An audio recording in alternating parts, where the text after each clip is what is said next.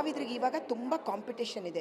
ನಾವು ಆ್ಯಕ್ಟ್ ಮಾಡುವಾಗ ಏನಾಗಿತ್ತು ಅಂತಂದರೆ, ನಮ್ಮನ್ನು ನಾನು ಆ್ಯಕ್ಟ್ ಮಾಡ್ತಿದ್ದೀನಿ ಅಂದರೆ ಕೊನೆಯವರೆಗೂ ನಾನೇ ಆ್ಯಕ್ಟ್ ಮಾಡೋದು. ನನಗೆ ಹುಷಾರಿಲ್ವಾ, ನಾಳೆ ನನ್ನ ಡೈರೆಕ್ಟರ್ ಜೊತೆ ಬೇಜಾರು ಮಾಡ್ಕೊಂಡ, ಪ್ರೊಡ್ಯೂಸರ್ಗೆ ಏನೋ ಬೇಜಾರು ಮಾಡ್ಕೊಂಡ, ಇನ್ಯಾರ ಜೊತೆನೋ ಅಲ್ಲೇನೋ ನನಗೂ ವೈಮನ್ಸ್ಗಳು ಬಂತ.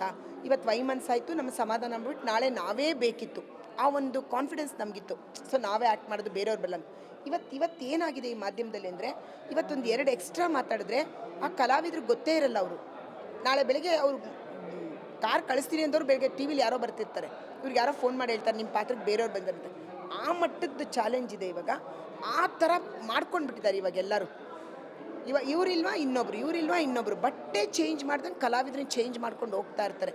ಒಂದು ಪಾತ್ರದಲ್ಲಿ ಇವ್ರನ್ನ ನೋಡಿದ್ದೀವಿ, ಅವ್ರು ಕೂತ್ಕೊಂಡಿದ್ದಾರೆ, ಅವರೇ ಬೇಕು ಅನ್ನೋದೆಲ್ಲ ಹೊರಟೋಗಿದೆ ಇವಾಗ. ಅದೊಂದು. ಆಮೇಲೆ ಕಲಾವಿದರು ತುಂಬ